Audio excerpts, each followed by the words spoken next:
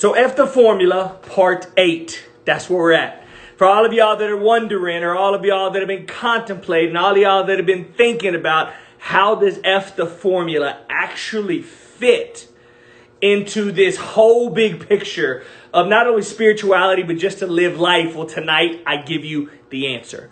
Because tonight I'm going to be talking about a story that is a story that probably wouldn't be one that many of you think of off the top of your head. It's not one that really is too sexy. It's not one that has this mind-blowing revelation like last week where Zacchaeus, he changes his life and his whole household finds salvation. Like that's mind-blowing. So it might not be like that, but this is as in your face, clear to the point, both spiritual and practical for our lives that it gets when we start talking about F the formula. So F the formula part 8 is going to be very, very in your wheelhouse. It can relate to all of you. It can actually get to you where you're at, whatever your life looks like, whether you're married or single, have kids, don't have kids, you live here, you live there, you're churchy, you're not churchy. Doesn't matter. This thing tonight applies to everyone. It hits everyone, every one of you. And so I'm excited about that. I'm excited about what that looks like. I'm excited about diving into it. And so Luke chapter 10 is where we're going to be at.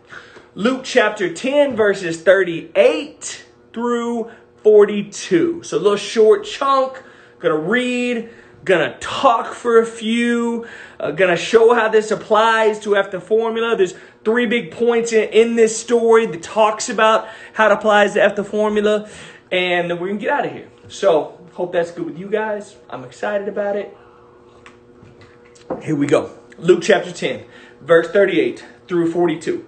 We are talking about Martha and Mary tonight. Okay? Martha and Mary. And if you're out there and you ever get married and I come do your wedding, we might actually go through this story because I really, really like this story in a context of relationships and how we are with one another, being present, being there, being in the mix. And so I love talking about this at a wedding, but tonight it's just big picture.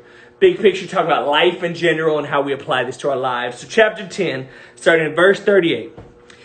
Says, as Jesus and his disciples were on their way, Jesus came to a village where a woman named Martha opened her home to him. So when Martha opened her home up to Jesus, so whatever that means, right? That means coming over for dinner, coming over to play cards or checkers, like coming over to hang out, whatever that means. She opened up her home to him. Jesus is going to go hang out at the place. We don't know much more than that. We don't know the depths of what that means or the fullness of it, but Jesus is going to hang out in Martha's house. Martha opened up her home to Jesus. Martha had a sister called Mary. Now Mary sat at the Lord's feet listening to what he said.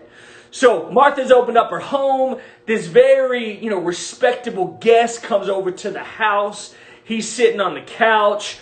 And Mary is just sitting at his feet, listening to stories, listening to things he's talking about. She's just soaking up the moment. Mary, who sat at the Lord's feet, listening to what he said. But Martha was distracted by all the preparations that had to be made.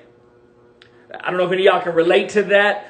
There's something that needs to be done. There's things that have to happen. We got to get stuff done later on today. We got to get stuff done for tomorrow. The hustle and bustle of life. Thanksgiving's coming up. Y'all know what it's like. Family's coming over. There's all the stuff that's got to be prepared. There's all the things that we got to do. There's all these distractions, right? Martha is distracted by all the preparations that had to be made for Jesus.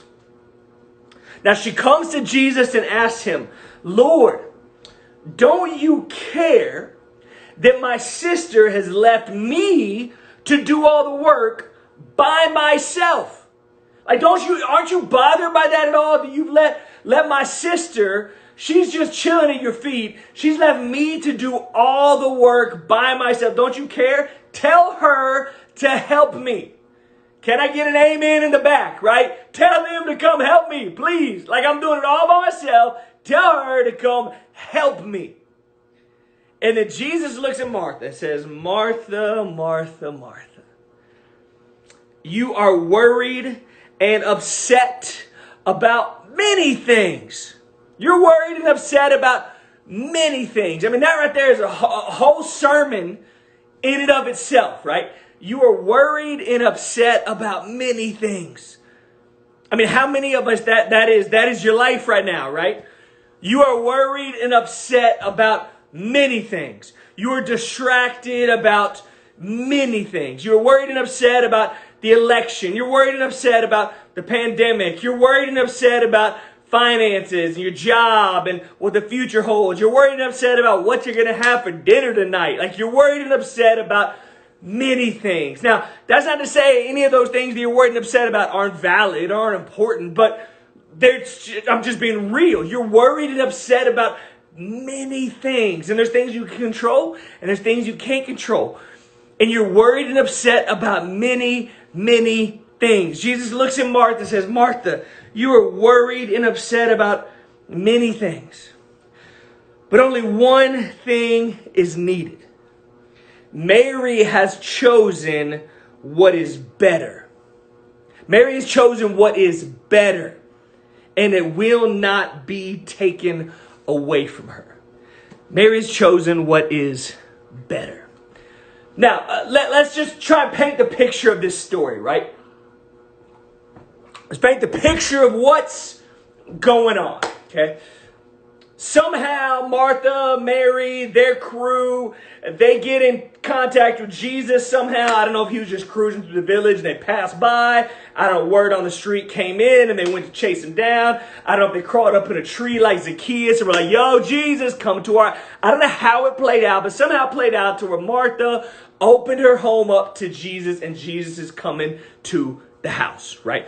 That's the situation. Now, any of us who's ever had people come to our house, you've opened up your home for just about anyone. I mean, it doesn't matter who it is.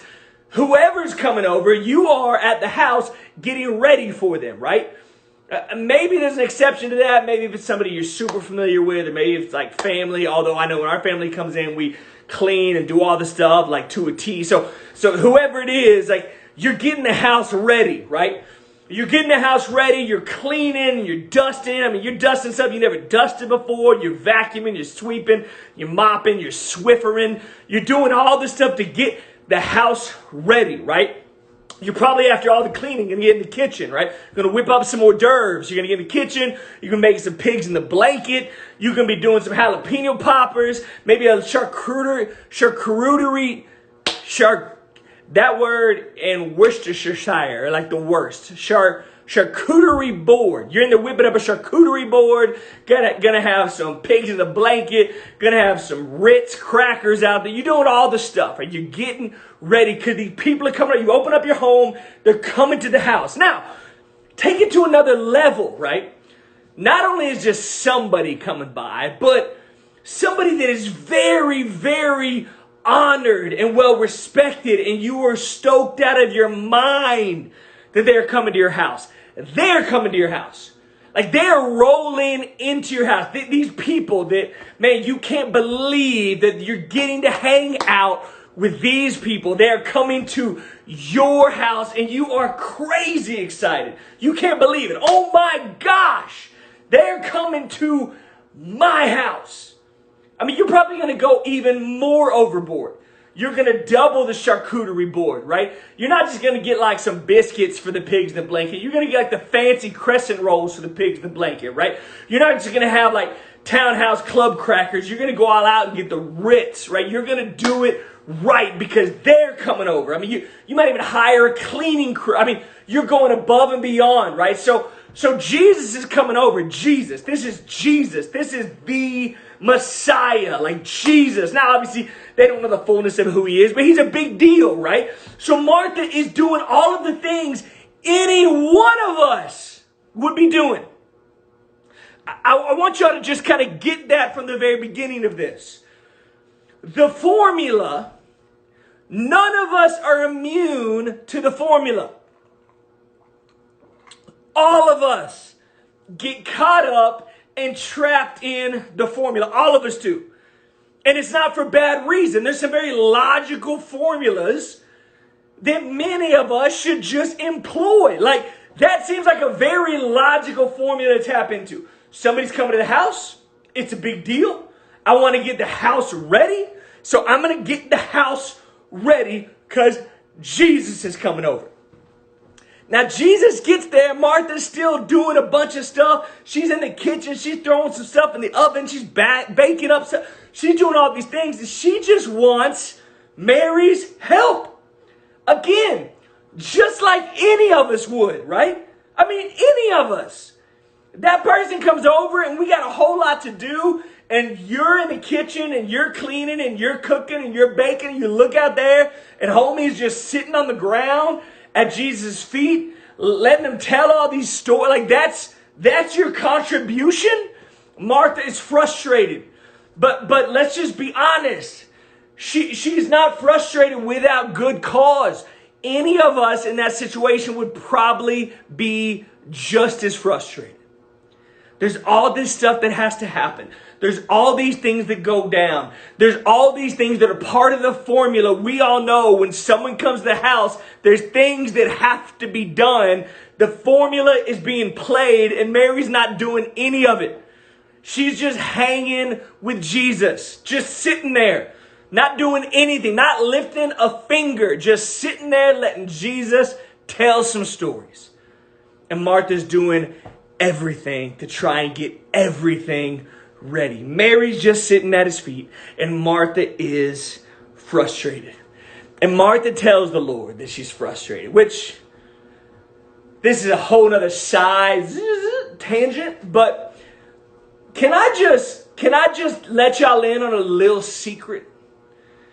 If you're having a hard time in life, things aren't going well, you're a little frustrated, maybe you're even more than frustrated, you're kind of angry, you're kind of upset, you're kind of PO'd at the way life is playing out right now. You're not really excited about the hand that you've currently been dealt. You're frustrated. Did you know that you can take that to God? Did you know that? That you can go to him and you can just let loose. You can just let him have it. You can just tell him all the areas and all the ways that you're angry and you're frustrated and you're hurting and you're upset and this is driving you insane. You can go to him and tell him all of it. Because spoiler alert, he knows already. You're not telling him anything he doesn't know. You can go to him and say, look, here is where I am frustrated beyond belief. Jesus, what the heck is going on with this thing? I am losing my mind, right? You can go to him with that. Martha goes to Jesus with that. And she says, Jesus, don't you care that my sister has left me to do the work by myself? Don't you care at all? Tell her to help me.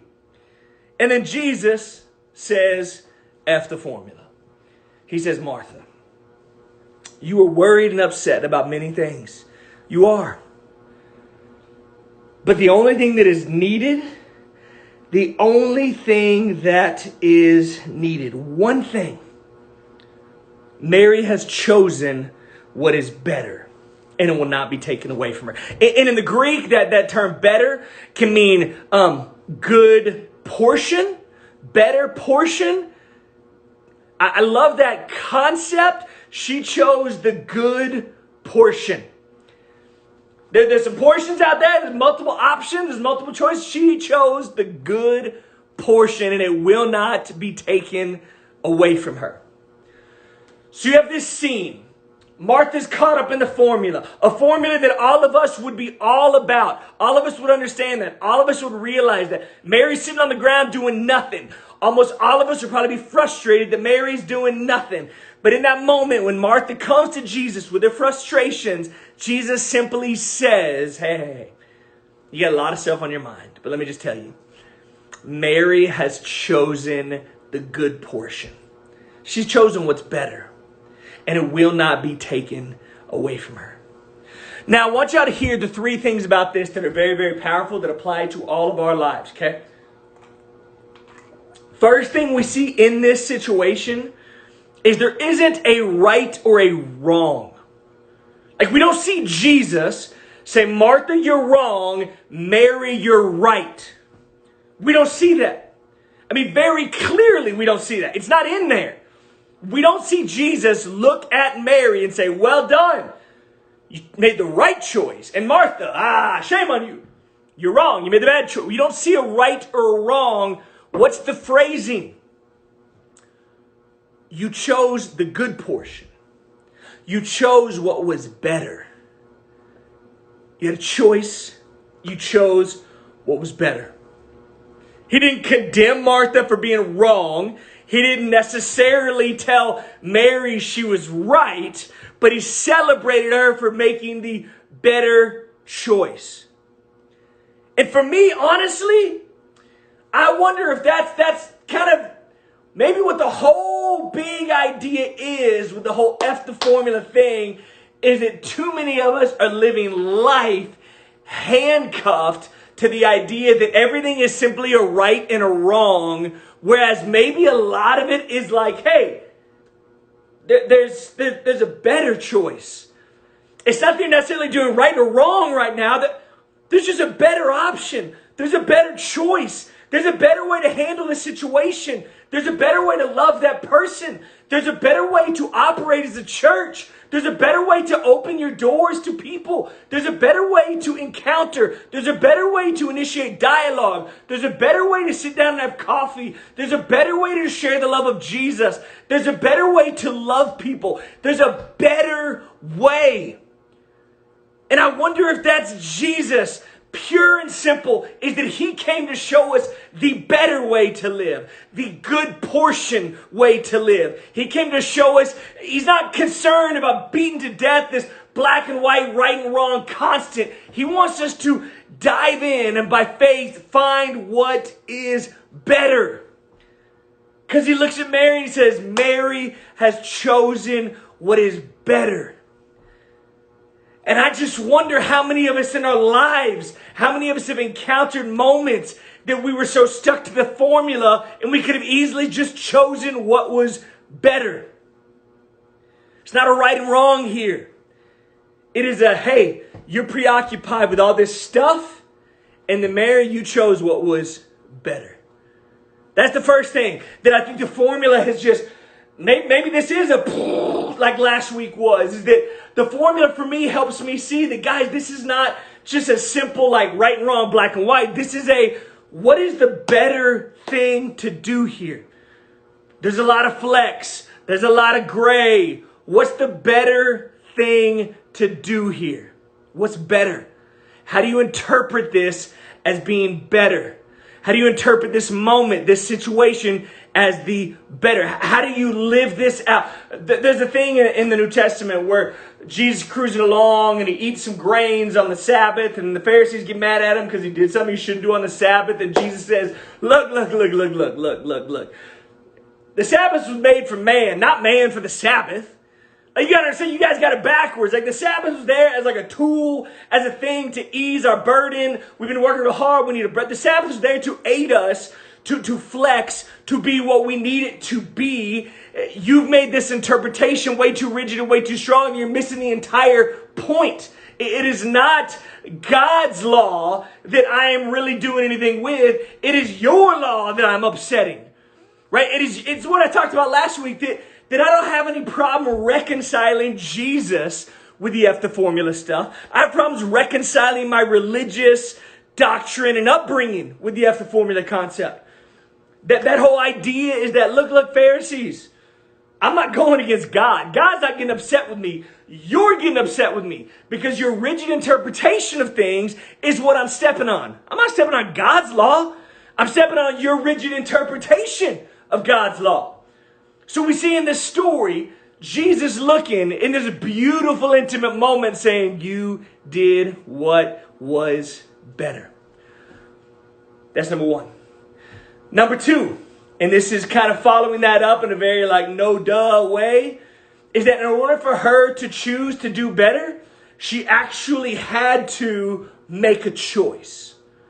She had to make a choice, right? She had to, by faith, make a choice in that moment, in that situation, to choose to alter from the formula and do something that was better. She had to make a choice. We've talked about a million times that Scripture talks about it's impossible to please God without faith. Faith requires a choice. Now, I know that for a lot of people in the church, a lot of church folk, a lot of leaders, a lot of preachers, a lot of pastors, I'll be honest, I think a lot of them, if they had their way in their ideal world, you would never have to make a choice about anything. You would just have all the formulas memorized, and you would just plug and play solutions from now till kingdom come. You're presented with this situation, you compute the numbers and the formula, boom, you give the solution. And that's it. You don't have to stray, you don't have to make a choice, you don't have to risk, you don't have to step out in faith. You just follow the formula. But we see Jesus, as we've seen for 8 weeks, continually saying F the formula because you know what? This moment, this person, this situation is sacred and significant enough for me to veer away from the formula, enter in and do something different. Do something unique. Do something geared towards this moment. But that requires you making a choice. It requires you in faith making a choice. Mary had to make a choice. We've established, probably every one of us understands the formula. Guest comes over, we clean up and we get some snacks ready. We all understand that formula. Mary very intentionally chose to veer from that formula to be present in the moment with Jesus. But it required choice and it required faith to do that. So in order for you to be out there walking through your life, contemplating how do I F the formula, one way you have to do it is by faith. You have to make choices. It's not going to be laid out for you like a 5-year plan. You're going to have to make choices along the way in specific moments in time that say, this moment calls for an F the formula. Because this is so significant. I've got to enter in here in a unique way. So that's number 2. And number 1, there was no right or wrong to this. It was a better thing. Number 2, that you have to choose. You have to, by faith, choose. And number 3, this is where it gets like haunting for me. Okay. Number 3, by not choosing, you are radically missing out on the moment. By choosing to not say F the formula. By choosing to just stick with the formula and just stick with status quo, you are missing out on countless sacred moments on this planet. Just think about this. Kind of rewind it a little bit. Think about this story, okay? Martha said, Jesus is coming to the house. She opened up her home for him. He's coming over. And let's say, before Jesus gets there, Martha pulls Mary aside. It says, Mary, look, I love you. But sometimes you get a little all hippy-dippy, loosey-goosey. You just want to kind of flow around and just kind of sit on the carpet and twirl your hair. I don't need any of your shenanigans. I don't need you sitting on the couch playing FIFA with Jesus. I don't need y'all just sitting there telling stories and talking about your day. No, Mary, I need your help in the kitchen getting the hors d'oeuvres ready. I need you to help clean the toilets, vacuum the living room, get the counters wiped down. I need you to help me put together these pigs in the blanket and make my charcuterie board. Mary, I'm going to need your help. None of your shenanigans today. And Mary's like, but Martha, you know I want to... No, Mary, no. No, you know the drill. Jesus is coming to the house. Jesus is. This ain't Steve. This ain't Thomas. This ain't Philip. This ain't Beatrice. This is Jesus. Jesus coming into our living room. We got to make the place look great. We got to get the best hors d'oeuvres cooking. We got to get the best wine out of the cellar. We got to do it right. Mary, you need to help. And Mary's like, okay, Martha, you're right. You're right. I know I tend to kind of be all like, oh, I'm just going to, but you're right. I need to, because this is Jesus. He needs our help. This is him, right?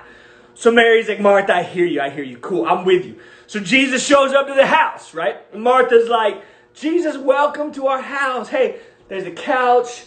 Go sit down, kick your feet up. I know you're tired. You've been walking a lot. Just go and chill on the couch. We're finishing stuff up in the kitchen. We got some stuff cooking in the oven. We got my special brownies are coming later. Like a brand new bottle of wine we just popped open. Like, geez, just relax. Me and Mary are going to get everything finished up and get ready, right? So Mary and Martha go to the kitchen, they go in the back, they get all the food, they get all the drinks, they get the snacks, they get the incense going or the essential oils burning in the diffuser to make the place smell good, light a candle from Magnolia, whatever they do, they get the place looking and feeling right. G's chilling on the couch, he just relaxing, kicking back, taking a breath. They come out, they have a great night, great dinner, great drinks. They just spend some great time chatting. It's a great evening, right? If it played out that way, would that be so wrong? No, of course not. Is there anything in what I just said that was like, whoa, JR, that story you just told was quite devious. I'm really shocked that you just talked so much about them wanting to make food, right? Like, no, there's nothing wrong with the story I just told, right? Nothing. It's a very normal story that probably every single one of us would do in that moment. And when the night ended, Jesus probably been like, ladies, thank you so much. It's a great evening. Thank you. I really appreciate it. I'm going to go catch up with my boys. They're down the street watching the game. I'm going to go hang out with them. But man, thank you so much. I had such a great night. That's how he would leave it, right? I mean, Jesus wouldn't say to them at the end of the night, okay, night's over. Let me go ahead and grade you guys and let y'all know how you did. Food was good. Drinks were good. Place looks clean. Martha, I did notice that there was a little too much hustle and bustle about you. Mary, I could tell you were a little frustrated with the hustle and bustle. You'd have been well better served to come and just sit at my feet and let me tell some stories. But you missed the moment. You missed the beauty of what that moment could have been. You missed it. I mean, I don't know how else to tell you. You missed out on a once-in-a-lifetime significant moment. You missed it. But all is well. So thanks for the night, and I'm out, right? That's not what would have happened, right? Life would have just gone on. Mary just simply would have missed it. Period. She would have missed the sacred significance of the moment being caught up in the formula. She just would have missed it. Period. And something that is so haunting to me is that because I know I'm a very routine guy. I know by nature I don't like a lot of spontaneity. I don't want to just, let's pick up and go and do the thing. I don't like it. I like to stick to some things. In a lot of ways, I like to stick to the formula in a lot of ways. And what kind of haunts me is I wonder how many significant, sacred moments I've missed in life because I've decided to choose the formula as opposed to choose what was better. Now, sadly, or probably, hopefully, like greatly, I will never know how many till I get up to heaven one day and I'm like, yo, Jesus, shoot me straight. How many Mary moments did I miss in my life? Because I was caught up in the formula. And he's just going to, pull out the scroll. I mean, maybe he's got like I don't even know enough technology to make a technology joke there. That's how bad I am with technology. I was like, pull out a floppy disk. So he's going to, show me like, here's all I don't know how that plays out, but I know that my nature leads me in a lot of ways to miss the choosing the better because I've just decided to choose the formula because I'm a routine kind of OCD guy. That is what is haunting to me about this story and about when I look out is I just wonder how many of us on a regular basis just choose the formula because it's safer, it's easier, we know it, it's comfortable, it feels nice, it's like a good heavy blanket you just lay under on the couch and you feel safe and secure. The formula is all of those things. Making a choice to veer from the formula, to veer away from what we know, It's risky and it's scary, and a lot of us don't like that, and so we just stick to the formula. But in so doing, every single time we risk the better because we stuck to the formula. In this story, man, we see Martha focused on the formula of what you do when a guest comes over. Things that we all would do. Mary, on the other hand, is focused on the moment. She's focused on the person. She's focused on what this situation is presenting to her, and she embraces it and soaks it up for what it is. She says, F the formula, and in so doing, Jesus says, Martha, you're worried and distracted by so much stuff, but Mary has chosen the good portion. She's chosen what is better. And I want to be that way. I want to live a life that I'm so in tune, I'm so aware, I'm so humble and open, I'm so willing to live by faith that I enter into any moment and I kind of have a quick internal check of okay, is the formula good here, or do I need to choose better? Do I need to stick with what was on the schedule, or do I need to choose better? And now hear me. This goes back to what I talked about, I don't know, about 4 or 5 weeks ago. You can't let F the formula become your new formula. So you can't just now walk out the door and say, well, man, I want the better moments. So I'm just going to say F the formula all the time. All the time. I'm just going to say F the formula. I'm never going to stop doing. I'm always going to be living edgy and never going according to schedule. That just doesn't work, right? Sometimes you need to go according to the formula. Sometimes you need to stick to the schedule. Sometimes you need to have coffee with somebody. You need to go sit down with them and you need to talk about what y'all decided you need to talk about. Sometimes that has to happen. Right? What I love about this Mary Martha story is that I'm just wondering if Martha had taken the route that Mary had taken and they both had just sat at the feet of Jesus, how they getting food at some point? How they getting drinks? How they getting dinner? I mean, at some point, is Jesus going to be like, holy crap, man. Y'all been sitting at my feet for 3 hours. I'm starving. Why didn't we think about this? We should have thought about, we didn't have anyone getting dinner. At some point, the F formula is great, but at some point, I just got to go to the kitchen and make some pigs in a blanket and we can eat, right? At some point, this is great, but you can't do this forever. We have to have some sort of normality and schedule and routine. So the F the formula is not simply forget it all the time. If the formula is you, remember this.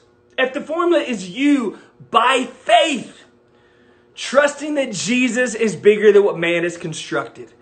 So what that means is by faith, knowing Jesus, knowing what he wants for your life and those around you. When you go enter into conversations with people, you have that little inner dialogue. It's okay, I know we decided we sit down here and we're going to talk about work and how things have been, but I really feel like that's not what my friend needs right now.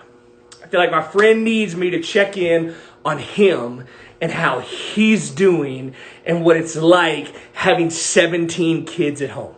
I think that's what we need to press into tonight. I feel that way. And so I veer away from the formula. I press into this, and it's better. It's better.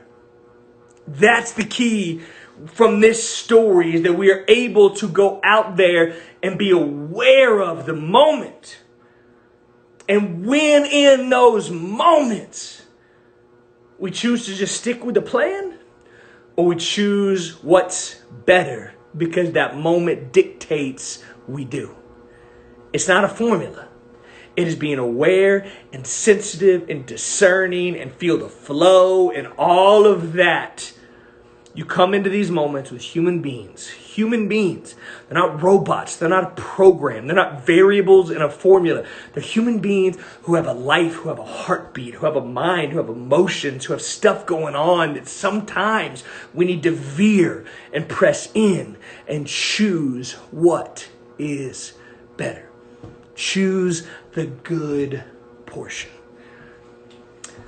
So guys, I want y'all to understand. I want y'all to dive in. I want y'all to get that. That in this story, we see that there's not a right or a wrong, but there is a better. There's a better that's emphasized.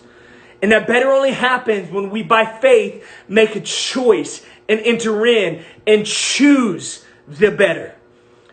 And when we're not open to that, when we're not open to veering from the formula, then we are opening ourselves up to missing out on sacred moments time and time and time again. And I don't want that for me. I don't want that for you. I want you to soak up every significant, beautiful moment this life has to offer. In order for that to happen, we have to be open to saying F the formula. Love you guys. I'm thankful for each and every one of y'all. Thankful for the virtual community. Thankful for the virtual hugs. Thankful for you and what you mean to me. Please give me a shout. Holler at me. I love the conversations that I get to have with people discussing the depths of F the formula, because I think it's beautiful. I think it's sacred, and I think it's a game changer. So thanks for hanging. Just know, I will keep doing this until Jesus tells me not to. So keep enjoying the ride. Keep connecting. Keep the virtual thing going. It's real. Church without walls. Build bridges, not walls. Insta pastor for life. Love y'all. I'll see y'all when I see y'all. Peace.